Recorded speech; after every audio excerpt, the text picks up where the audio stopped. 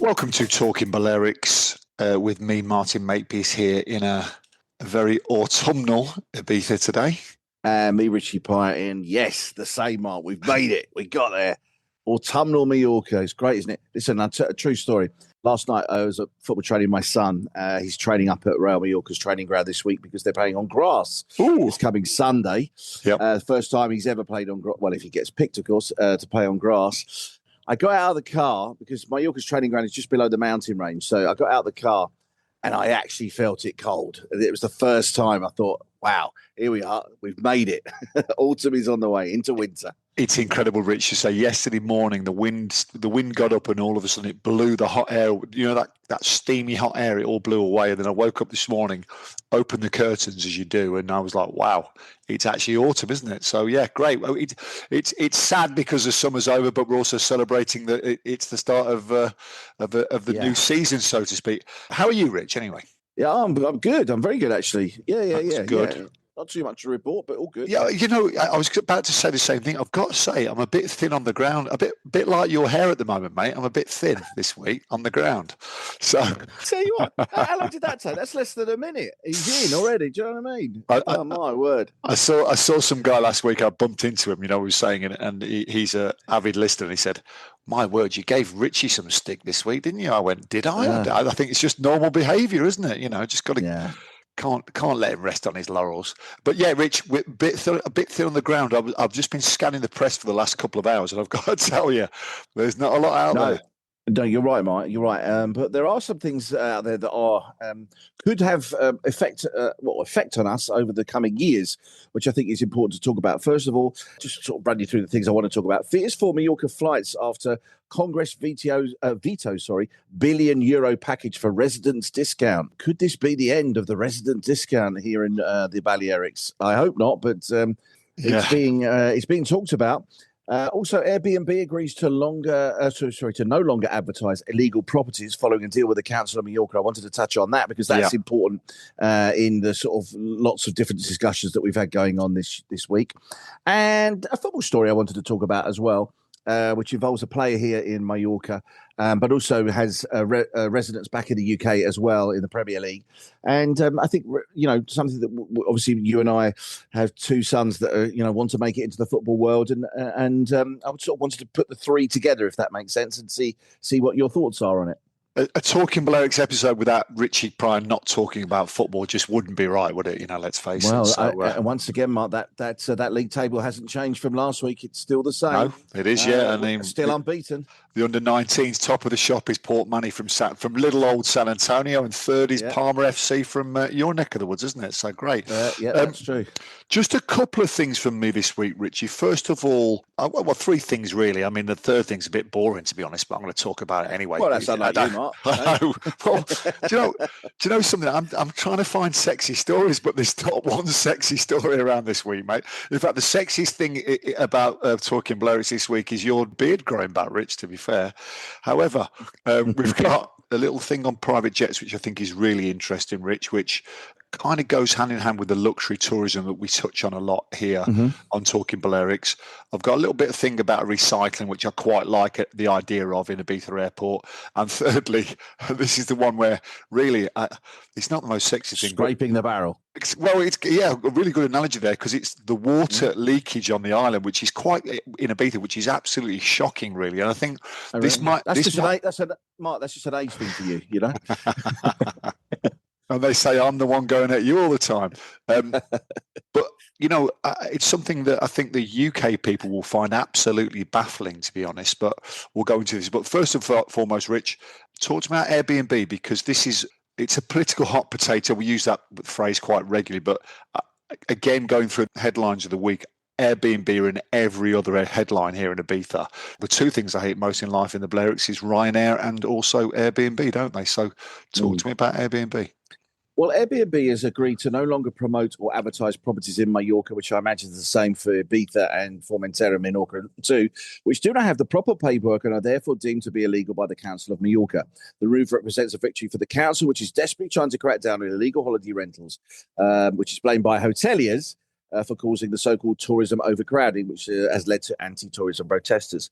My first sort of take on this straight away would be, how the hell are they actually promoting illegal rentals in the first place? How is anybody allowed to put an illegal rental onto Airbnb? You should surely have a license to be able to promote yourself on Airbnb. Why are they allowing that? There's two things to this. One is, if they know that these things are illegal, can they not report them back to the council or whoever and say, well, these guys, they must know who these people are? Because you have to, I don't know, you do this, Mark, don't you? Yeah, I do.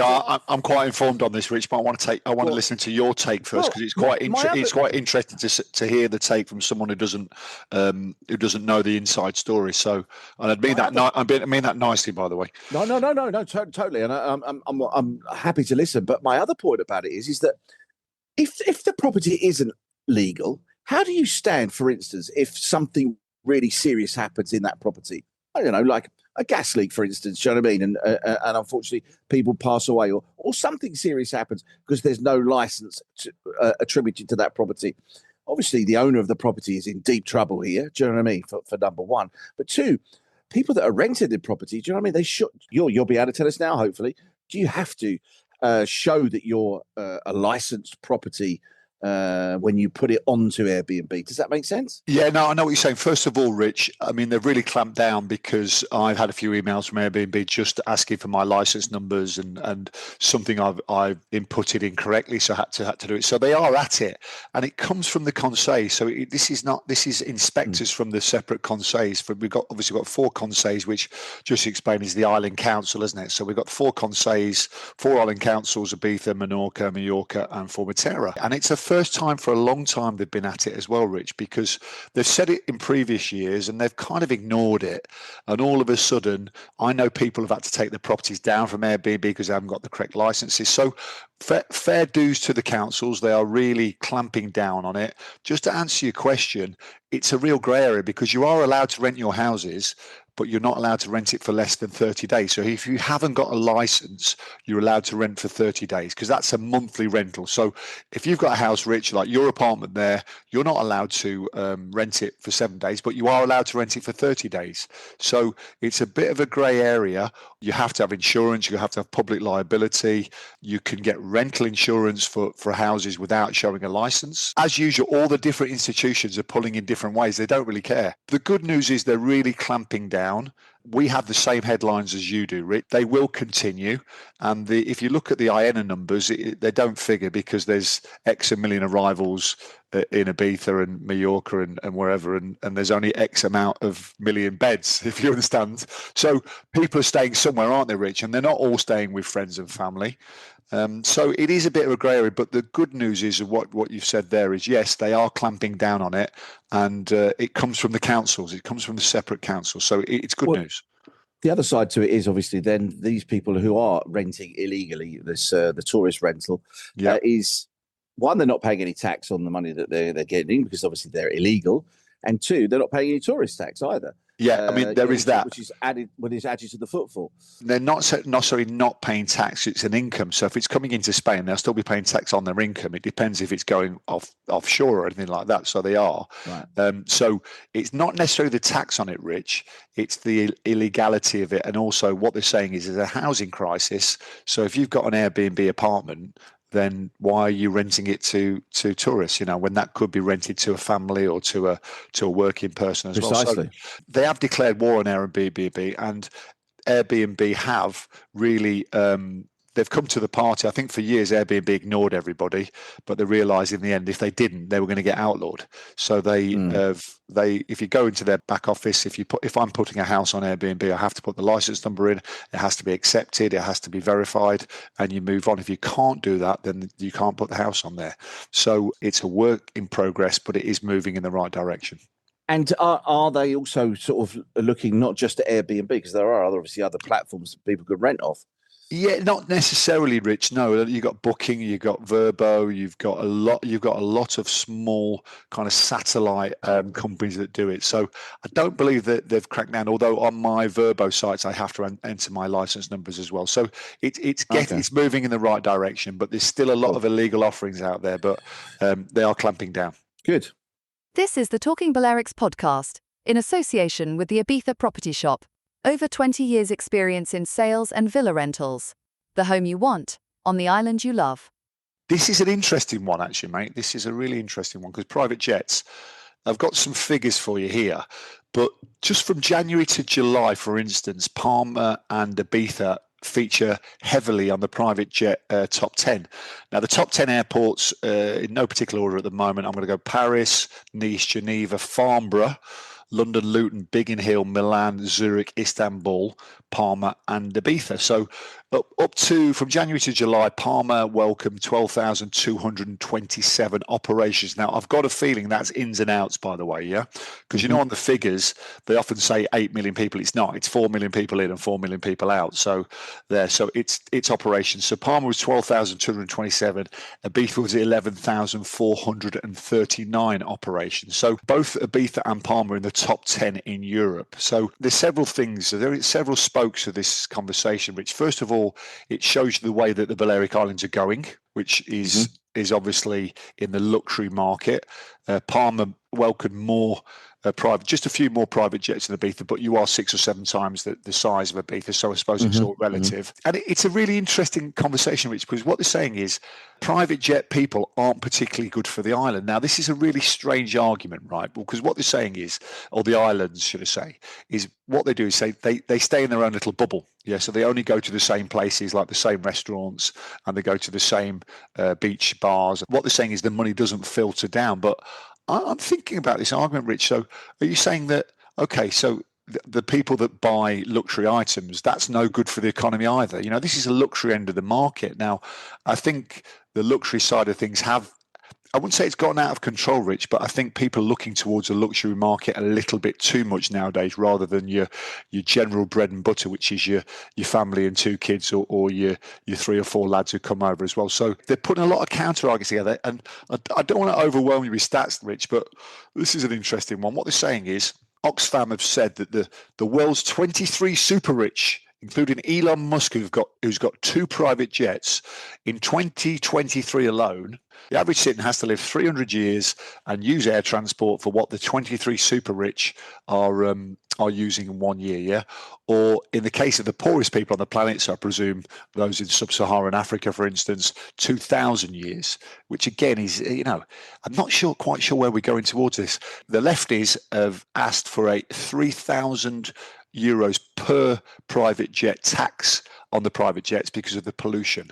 So there is some pushback. And interesting enough, a lady called Karen Colleen, Extinction Rebellion from Ibiza, is very vocal on it as well. So you're gonna get some flack having said that one. They're very vocal. Extinction Rebellion Ibiza. Now, I don't know if you remember, in 2023 they went and daubed the super yachts, and they did a few private jets as well. So these are people who are not backwards in coming forward. Not friends of yours, Mark, I take it. No, I'm not very keen on this type of people, Rich, as you know. They're not my type of people. Listen, everyone is free to protest. I think that's one of the beauties of democratic society, peacefully as well. But I'm not sure daubing, big red paint on the side of your super yacht is where it's at. But I mean, I want to ask you a question, Rich. I mean, because you're in the concierge business now with your Priority Mallorca.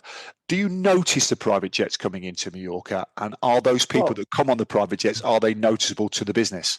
I was just about to say I've given you an example of somebody that spent quite a significant amount of money, not just with me, but, around the island, who flew in on a private jet. He stayed at 3 separate hotels. Yeah. Obviously had transport booked, private transport booked from the airport to the hotel, from the hotel to the booked a significant amount of restaurants, booked an excursion. Let's just say spent quite a lot of money while he was here, and that money spread around lots of different businesses, not just through me. Do you know what I mean? So, and that was just one client. Yeah.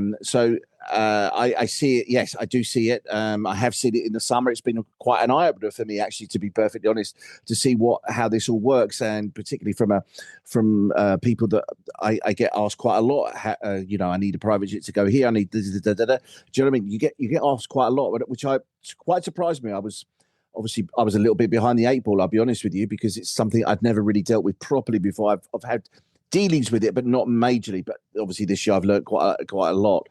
But to say that they don't spend the money here on the island is absolutely ridiculous. Yeah, they certainly do. there's pushback. I mean, if they're using certain restaurants, there's VAT involved. There's tax involved as well. So I think it's a bit of a mute argument. The irony of it is, Rich, the Ibiza airport was extended in 2016 to accept up to 58 private jets. And who was in power in 2016? It was the socialists. Yeah, it was the extreme left were in as well. So even they kind of recognise that this is a direction that the island was moving in as well. So I just think private jets, it's a bit of a talking point. I think some people think private jets are 50 grand or 40 grand. You can get a private jet now for literally hundreds of pounds per person. I get emails all the time on empty legs. Now, empty legs is where they'll drop someone off in Ibiza and he'll book a one-way private jet to Ibiza, and he might be coming back on an EasyJet or a Ryanair, or he might be staying over. So they've got an empty leg on the way back, and I can get a private jet for 4 or 5 people for a couple of grand, to go back from Ibiza to somewhere in the UK. So 500 quid is all it costs nowadays, Rich, in some situations. So it's true. As I say, this is a growing market. As I said, I think the socialists are getting their knickers in a twist about it, because I think it adds to it. Do we have to control it? Possibly. I think you've got to make sure that it doesn't overtake the other side of it, but I think we need to embrace it as well. Now, talking of airlines, Mark, there's talk that our 75%, for people that aren't aware of the fact that we get a 75% discount on flights, ferries from here on the mainland from here in the islands to the mainland and to the Canaries as well, which means, a flight, say from here, or from me to fly to Ibiza, is very, very cheap. Let's not put two bones about it. But apparently, the Partido Popular, which is Spain's opposition right now, obviously Partido Popular are in government here in Balearics, but are not the main government, which is obviously a PSOE-led coalition government. That the Senate has vetoed a proposal to provide 1.2 billion euros to pay airlines for the 75% residence discount. Apparently, there's been a shortfall for about 2 or 3 years, which means that the airlines are now obviously kicking off because they're not getting paid for reducing their flights. Although I would say that the airlines have definitely pushed the price of their flights up. As we know, we're not daft out there. Do you know what I mean? We all know that you're paying a lot more than you probably should be. This is serious to say serious, you know what I mean? People might go, oh, well, look at you, you know what I mean? But, I know a lot of people that use this from a business point of view, from actually flying in and out of the area, the region, whatever it is, because obviously we have sometimes a dearth of professional people that work here and everything else, so they've got to come in from somewhere else in order to fill those gaps. But and a lot of people use it from a leisurely point of view as well. People come from the mainland to come here on holiday. Likewise, we will go off and go to Ibiza or Menorca. Well, obviously, I go from a footballing point of view. You have in the past, I know, and we'll do in the future, and we will go to the mainland of Spain and visit different places in Spain. So it's quite a serious thing, this, to be honest with you, for us here on the islands. A couple of things I'd like to add there. First of all, reading through the article and doing a bit of digging, it looks like the airlines are getting paid, but what's happening is taking so long, the airlines are kicking off, aren't they? Yeah, so that's right. The government have not said you're not being paid. The 1.2 billion is basically put in the coffers so the airlines get paid quicker. But I think the system, surprise for Spain, which is shocking really, is slow. It's a slow system. I mean, if they were to take the 75% subsidy away from the islands, then I think there would be a massive pushback on it as well, because you're not held back because you're on the islands. Basically saying it shouldn't be a negative to live on the islands, and you've got 75% discount to fly anywhere. There's a set fee between Ibiza and Mallorca. Now, I have friends who come over sometimes who are non-residents, and it's around about 100 euros one way, isn't it? Which is a lot of money, by the way. So we would pay 25 euros. So when I come to Mallorca for the day, it usually costs me about 50 quid return, 50 euros return. But if you want to do a day trip from Mallorca to Ibiza and you're not a resident, that's 200 euros return, Rich, which is a heck of a lot of money. To do it. No, of course. And, it's a heck of a lot of money and you're not going to do it. So do you think it will be resolved, Rich? I've got a feeling I think it will be. But it always goes back to the argument that the central government don't like the Balearics, don't like to subsidise things that for the Balearics, and the Balearics are sort of the poor man's problem, really. Although you have to look at some of the regions in the Balearics that are bringing in some of the highest taxes for central government now. Do you know what I mean? I know it goes through the Balearic government, but it does go back to central government as well. So it's a sticky situation. And you know, there is a point here that obviously we have a PP-led government here, pushing back against the PSOE government. Do you know what I mean? So there is a definite sticking point here, and I don't think it'd be. Listen, the PSOE would never get in if that was part of their manifesto. Also, don't you think, Rich, because the islands are historically centre-right, aren't we, over here? Historically, people on the islands are self-employed. They run small businesses, hotels, car hire rentals, things like that. So they've always been centre-right. So usually the islands are blue, which is the conservative, basically conservative-led PP. So don't you think there's a bit of Sanchez looking from his Madrid palace saying, listen, those centre-right conservatives can sort themselves out. I'm just going to push back about it and just turn the screw a little bit. Sanchez turning the screw a little bit. He's never, I can't ever remember him really sticking up for the Balearics at all. Can you? I can't remember that, you know. I've never heard him say. Well, he did. Don't forget when his government were in government, it was slightly different then. Do you know what I mean? But now, obviously, he's taken the leader of the Balearic government to be she's the deputy, isn't she? Yeah, she is. She's the deputy. Yeah. So Francina Armengol, I've got no time for that lady, I'm afraid, Rich. If you look at her when she was in charge of the Balearics, I'm not sure that was our most prosperous time. But however, she says really nice things about you, Mark. But anyway, let's move on. Oh yeah, I'm sure she does. Tell us to join the queue. It's round the back there as well. Talking about airports, Rich, a nice little story which has really captured the imagination of the local and the national press. I saw is that, and it's such a simple thing, but. I'm all over this because I run a villa company over here and we have so many leftover things in villas. I try and recycle as much as possible. Now, if you think, you know, people will leave a villa, one of my villas, and they'll leave half a bottle of shampoo, for instance, or half a bottle of suntan lotion. And I try and leave it in a basket for the next people.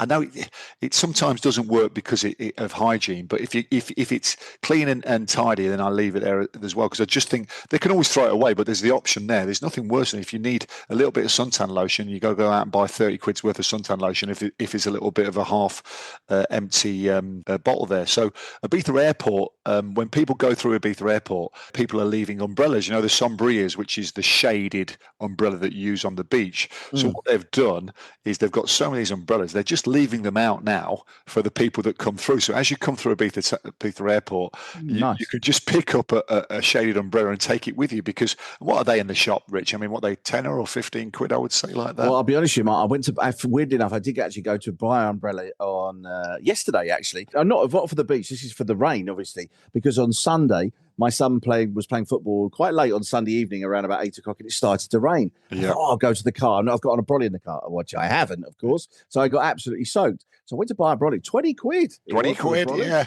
These are more like the Chinese beach umbrellas, but the wooden ones that you stick into the sand there as well. But I think it's a lovely little story. I think it's a great idea. Yeah, good idea. And I just think, you know, all that stuff. Imagine all the stuff that's left in Ibiza Airport. What happens to all those water bottles and the suntan lotions? And I know what happens to the perfume and the aftershave, mate. I know exactly what happens to that. Obviously, they get taken home, don't they?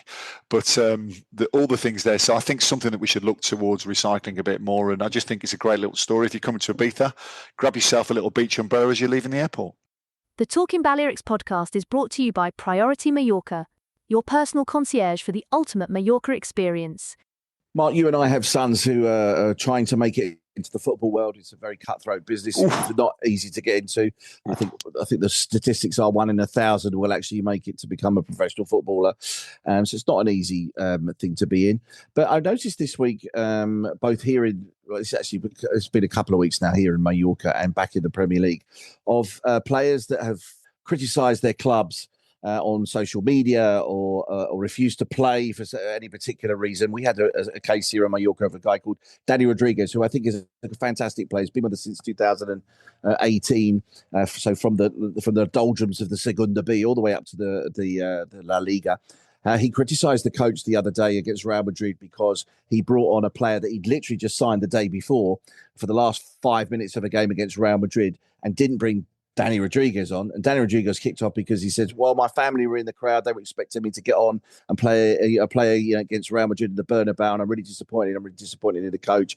Why would he, affect my loyalty to the club, etc., etc., etc." It didn't really go down well for Danny. Unfortunately, the club banned him for 10 days. And rightly so, Rich, by the way. Cut his pay, and also, he hasn't played basically. Weirdly enough, he was pictured watching the game on Sunday against Atletico Madrid, and they put him and his wife up on the big screen. You could see it, and everybody's looking, and then suddenly you started to hear the whistles and the boos, and they quickly took it down again. You know what I mean? So, I listen. Don't get me wrong. I think Danny Rodriguez is a great player, and I think it's a shame that he had to do what he did. And it's a case of where players are becoming far too strong or far too above themselves, if that makes sense, thinking that they're better than they are. They can do this, they can do that. And I put this back to the UK, where obviously we've had this situation with Alexander Isak at Newcastle refusing to play. Wissa, is it? Wissa from Brentford, also refusing to play for Brentford, but wanted to go to Newcastle. Do you know what I mean? Sort of going out on strike, basically saying not playing. And then you've got the situation of someone like Raheem Sterling, who has been, as they say, put in the bomb squad, basically, that he has been banished to not train with the first team, doesn't even train with the youngsters, apparently. Sadly, I mean, I find this really, really strange, but he put up on Facebook, on his Instagram, a post the other day that he was having to train at night between 8 and 10 o'clock. And he put up a picture of training on his own at 10 o'clock, not even allowed to eat with the first team. Well, the first team wouldn't be there anyway, of course, because they wouldn't be eating. But this guy's on 350 grand a week. I mean, you know what I mean? I was with my son 8 till 10 last night training. Do you know what I mean? It's not as, you've just got to keep yourself fit. And I imagine that player probably had lots of offers in the window where he could have moved if he wanted to, but apparently I'm hearing didn't want to move out of London and didn't want to take a pay cut. Yeah.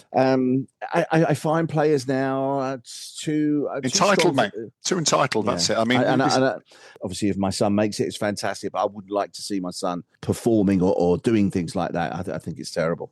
Listen, I like Danny Rodriguez. I think he's been a fantastic servant to Real Mallorca, and he's been there all the way through. But who is he to question the coach is paid to pick the side and to do what he thinks? So I presume he's getting paid the same amount of money. So if you're going to whinge Danny Rodriguez, whinge when you're home and in your four walls. Don't do it to the press. And I think rightly so. There's been pushback about it, Rich, because you need everyone on side, don't you? And you want him to say, right now we're not playing well. Well, I know. Don't tell me Derby with third from bottom, but at the end of the day, mate, I've got no sympathy. Water leakage, Rich. Do you ever find that you get that? Not at my age, mate. I'm quite happy, to be perfectly honest. And I've been to the doctor about mine, so don't worry about it. You're just a young lad, Richie. Anyway, so he's an interesting one. I mean, I know. I always think when in the UK, in the UK you get 3 days of sunshine, and they put a hosepipe ban, don't they? How much rain has the Balearics had this year? What we had? 2 days in 6 months, 3 days in 6 months. It's not been much, is it? Really? Let's face it. Very rarely have bans, don't we? We rarely have issues with water. But there's a little skit in the paper this week where they're saying that Ibiza now loses so much water. San Jose, I've got a house in San Jose, it loses 35% of its water out of the pipes, which I think is ridiculous, really. Equivalent, just to give you a little bit of an analogy, of 680 Olympic swimming pools, yeah? Santurali loses 27%, Ibiza town loses 22%, San Antonio loses 16%, and San Juan only loses 6%. So it's bizarre, really. Of all the things that we talk about on the islands, probably the most important thing on the islands is water retention, and I mean this from the pipes, not from people. And Ibiza just needs to do better, and they're trying to put a plan together. They've acknowledged the problem, and they're now trying to look at it. But I still think it's too high. And on an island where, as I said, we've definitely had a handful of days of rain in 6 months. I just think we just need to acknowledge this a bit more. So I've got your recycling and I've got your green story about your water as well. So I'm like a woolly lefty. I'm like a woolly lefty today, aren't I? Yeah, you should go and join your mate, in the whatever it was you talked about earlier.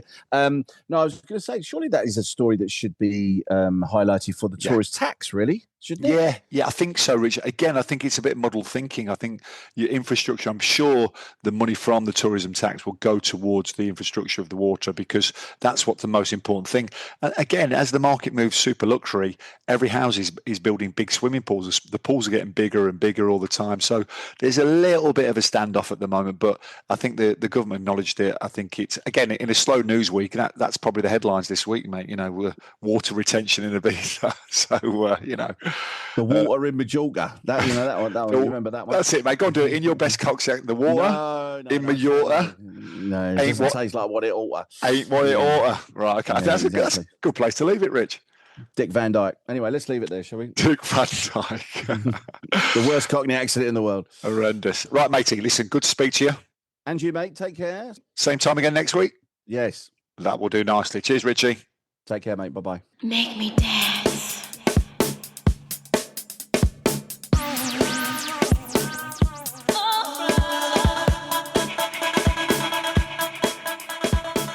You've been listening to the Talking Balearics podcast with Martin Makepeace and Richie Pryor. This is the only English-speaking podcast covering the Balearic Islands, which has a thriving expat population and welcomed 15.3 million international tourists in 2024, including almost 4 million UK visitors.